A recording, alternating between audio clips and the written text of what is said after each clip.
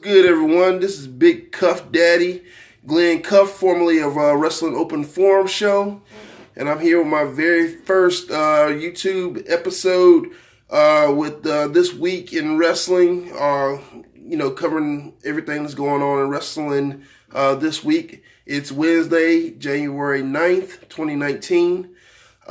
Just go over some things like what's happening on Raw, SmackDown, WWE all together, and give you some other news from the wrestling community. Now, I want to cover something real quick before I get into this. I know the independent wrestling community, I said they have a very dedicated and loyal fan base. For anybody watching, if you think I'm trying to snub those guys, I'm not. I'm actually a fan of the independent circuit. I do have some favorites down there, some guys I do keep up with and everything. But there's so many promotions, so many wrestlers that I couldn't keep up with them all. It's just like college football. You follow your team or you follow your favorite player and stuff, and you keep up with them that way. But it's too many for me to try to cover by myself. I keep my ear to the ground about what's going on, and what I hear and see are normally covered and stuff. But I just can't make it to all of them shows and sit down and remember every wrestler in the independent circuit. To me, it's impossible, and I really couldn't do that.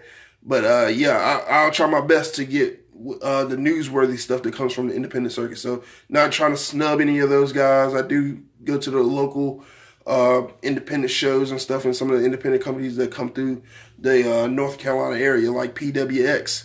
PWX is normally runs in this area. I support them guys. From my very first show that I went to, I've been a fan of theirs and stuff. So shout out to PWX, Bryan, Katabrowski, and Patrick Price. You guys are doing a phenomenal job, and all the guys and girls there doing their thing in PWX. And they have some of the finest Carolina wrestlers in their promotion and stuff. I said you see some in some other promotions in the Carolinas, but PWX is where it's at. So just let you guys know about that. I'm going to get on into it. So, Raw. The opening sequence of Raw, we turn the TV on, put it on the channel, the Raw's coming on, and what do you see? No opening sequence. You see a backstage brawl between Seth Rollins and Bobby Lashley. I loved it. It was something spontaneous. It seemed like it was like something called in the last minute or something like that. I say you got a brawl going on as soon as the show opens up. You don't even know what the hell is going on. You just see Rollins and Lashley going at it, and several wrestlers and agents and backstage personalities trying to keep them apart. So I love that. It was something fresh. After that little brawl, you had Cena come out. Him and Drew McIntyre had a segment, which sort of got down into a six-man tag match, an all-star six-man tag match at that. Cena, Finn Balor, and Seth Rollins versus Bobby Lashley, Drew McIntyre, and Dean Ambrose. And it was a fun little six-man tag match, all-star tag match. I enjoyed it. Great way to open up Raw. In that match, also, two of the participants of that match also went on the main event Raw later on. I'll cover that later. But yeah, just a fun little way to open up Raw. Sasha Banks and Nia Jax. That Moment of Bliss talk show, I guess it has the potential to be better, but I think, to me, in my opinion, it was a little boring. It was a little boring. I think Alexa Bliss, whoever's doing, the Alexa Bliss material, I think they need to sit down with The Miz or Edge and Christian, or I would say Jericho, but I doubt Jericho's going to be on WWE television anytime soon. I'll cover that a little later. But, they need to sit down with one of the wrestlers who has a talk show, I guess, to try to make it better. And I'm not saying Alexa Bliss has to do the same thing that Miz does or Edge and Christian that did, but just something, add charisma to it, because I found it rather boring. And I'm really unsure what they're going to do with Alexa Bliss, whether she's going to return to the ring or she's just going to remain a personality like Corey Graves or Byron Saxton, who started off as wrestlers and now are personalities in WWE outside the ring. But it was a shocker seeing Sasha Banks get the push and get the win over Nia Jax. Since Sasha Banks' feud with Alexa Bliss when they were fighting for the women's title, she really hadn't got that much of a push. Like, you see her on TV and you see her getting wins and stuff, but she's pretty much stuck with Bayley. Like, even when, there was rumors of a women's tag team title coming to WWE, a lot of fans figured that Sasha Banks and Bayley were going to just be a tag team from here on out. Their singles career pretty much were done until after they do this tag team thing. But it's surprising, shocking, and I'm actually excited that she's getting a push again against Ronda Rousey and stuff. How her work with Alexa Bliss and Charlotte Flair proved that she's a title contender. She deserves to be in a title picture and stuff. So I'm looking forward to that. Something fresh, something new. I hope that it ain't just a one-sided affair when Sasha and Ronda Rousey hooks up. But moving on, the tag title match. The Revival versus Gable and Rude. Last week's match was good. This one was okay. A little quick, I think. But I look forward to seeing more from them. I was like, there's no competitive tag teaming on Raw anymore. So I would like to see more competitive tag matches like that in the future for Raw and their tag team division and stuff. Rude and Gable, they're gelling more as a team. I was a little skeptical at first, but I was like, they're more and more a team now. This reminds me of the Brainbusters versus the Strike Force back in the 80s WWF. And I just hope that they keep doing this. And I hope the Revival eventually wins the tag titles because they deserve it, in my opinion. Just curious, though. We saw the tag title match was a lumberjack match. See all tag teams out there, but you don't see one, and that was AOP. I'm curious as to what's going on with AOP, if one of them is injured or something, or if they just ain't getting pushed, or if they're getting in the back waiting for a bigger push. But yeah, I just noticed that. But if you know something about it, hit the comments. If if one of them guys are injured or whatever. Moving on, that last week we lost a iconic name in professional wrestling, a name and a personality that is just as synonymous with professional wrestling as Hulk Hogan or Ric Flair could ever be, and that was Mean Gene Oakland. He passed away due to natural causes and stuff. My condolences and prayers go out to his family. But the tribute that WWE did last night, it was beautiful in my opinion. It was beautiful. Aside from my feelings about Hulk Hogan, I think it was appropriate to bring him in to pay his tribute to Mean Gene, seeing as how Mean Gene was a big factor in his career and gimmick, and it was I think it was appropriate to do that. But yeah, just R.I.P. Mean Gene. Then there's that Braun Strowman Lesnar segment. It was cringeworthy. It was cringeworthy to watch because Braun, I think, forgot his script. I think that was what the report was. And you could sort of tell something was wrong because there was like long gaps of silence whenever Braun would talk, and like Heyman's like sort of seemed like he was feeding him in. Like, is that all you're going to say? Heyman, he going to deliver on the mic. But yeah, it was just awkward. I hope, this time Lesnar and Braun hook up. I hope that Braun comes out because Braun is built as a monster, and I think he should be booked continually as a monster. And I believe he deserves WWE title and stuff. But that segment though, it was awkward and cringy. Moving on to the main event, that IC Intercontinental title match, Falls Count Anywhere match. I thought it was great. Something fresh again. These guys battled through the arena, through the crowd. Man, it was just a great match in my opinion. Falls Count Anywhere. It'd been even better if they had fought outside the arena then back in. But man, for what it was, I thought it was a great match. Dean Ambrose coming out still LC champion due to interference from Lashley.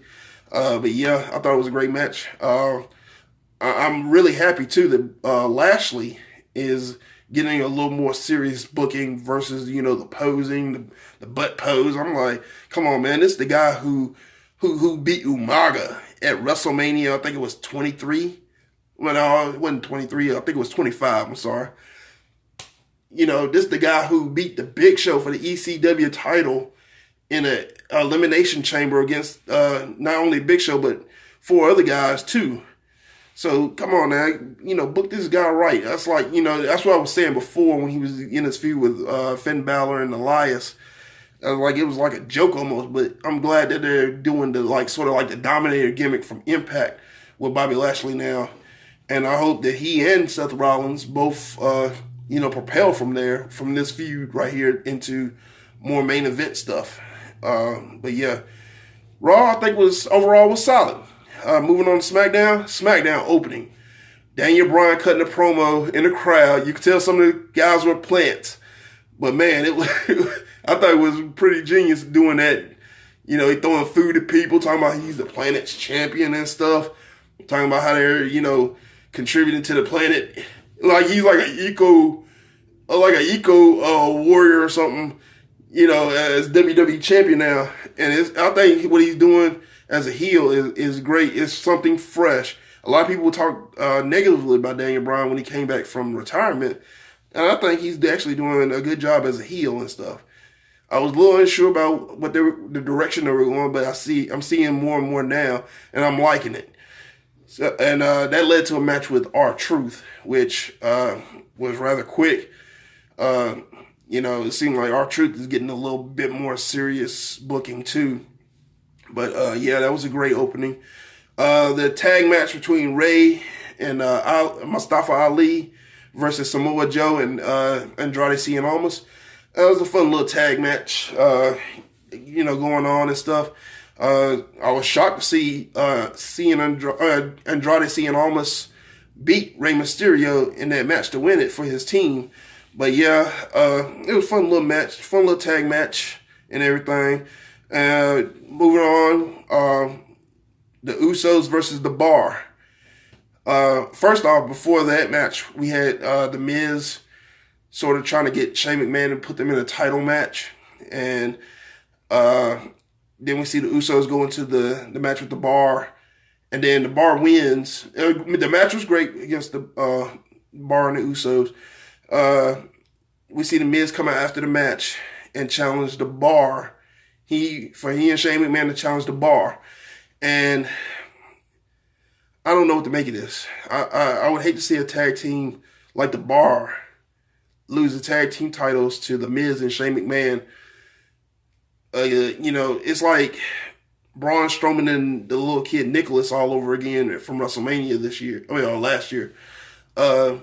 It's to me, I think you could beat well-established and well-oiled machine tag teams, but as soon as you get put up against a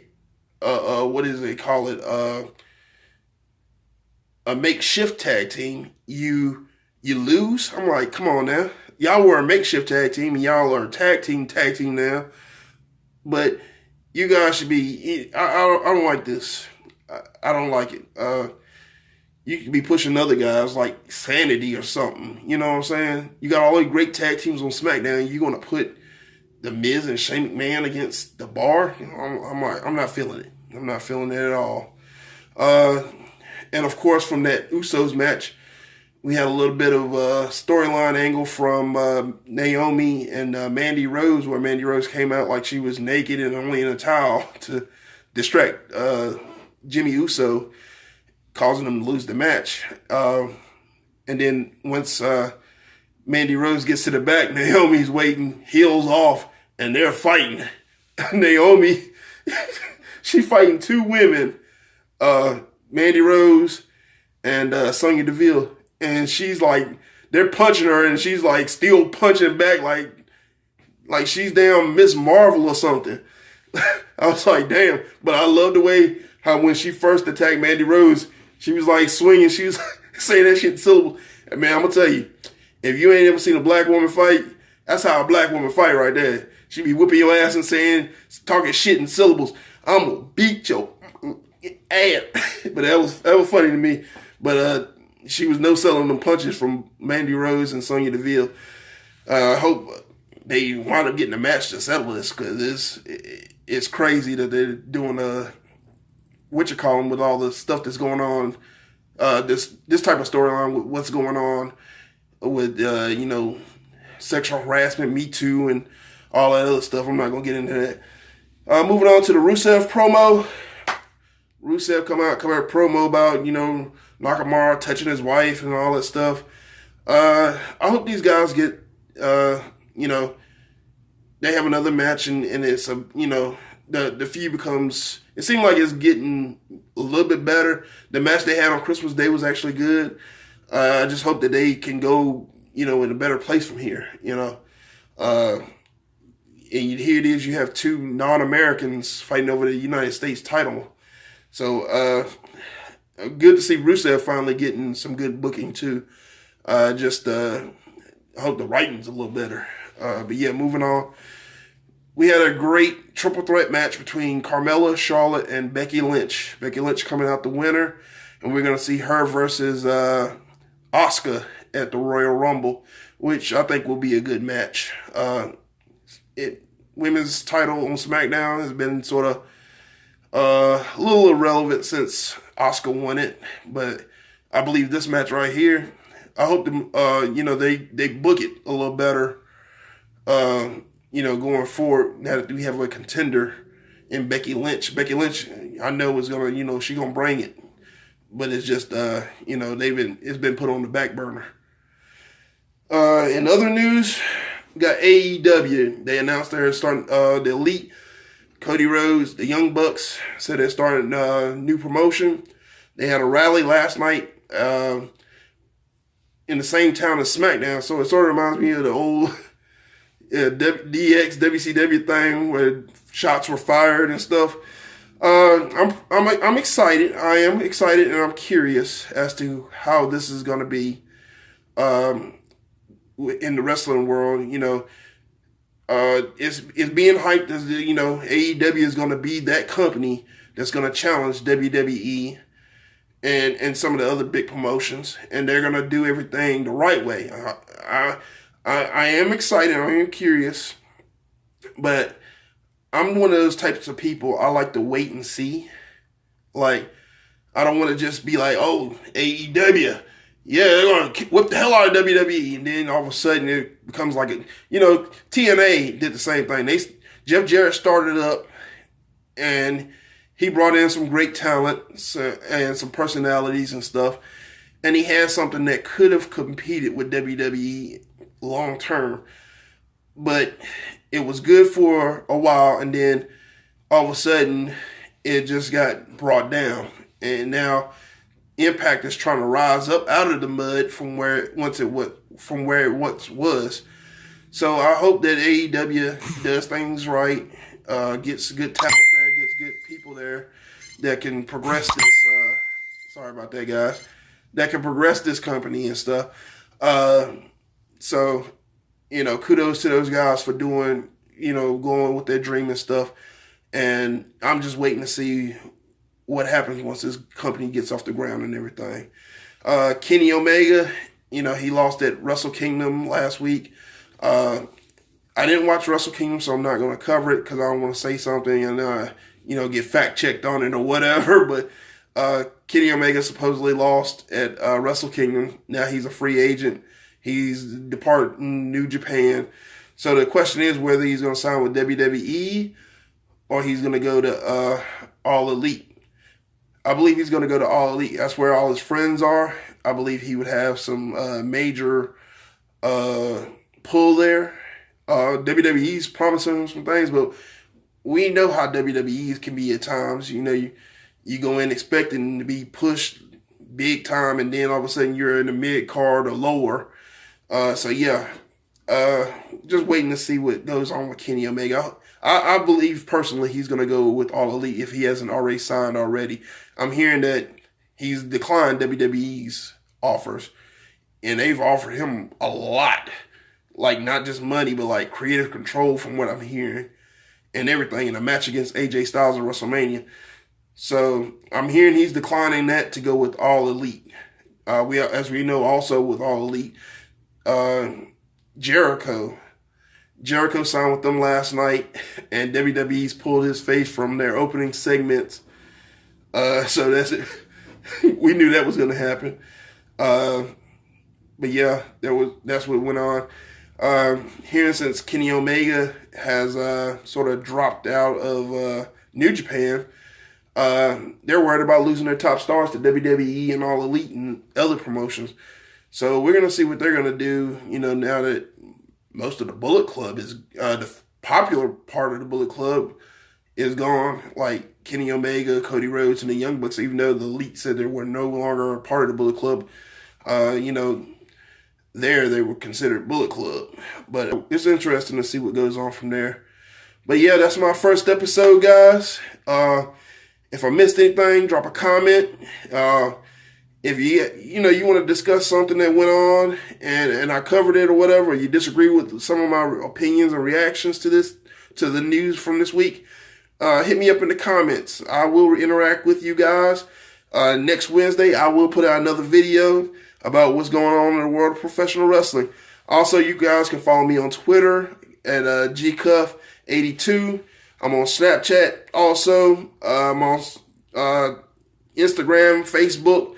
Look me up. Interact with me. Shout out to my W704 Fantasy League guys. Shout out to the Wrasslin 704. And shout out again to my Wrestling on Perform brothers, Bobby, Patrick, and Dutch. Till next week, guys. Peace.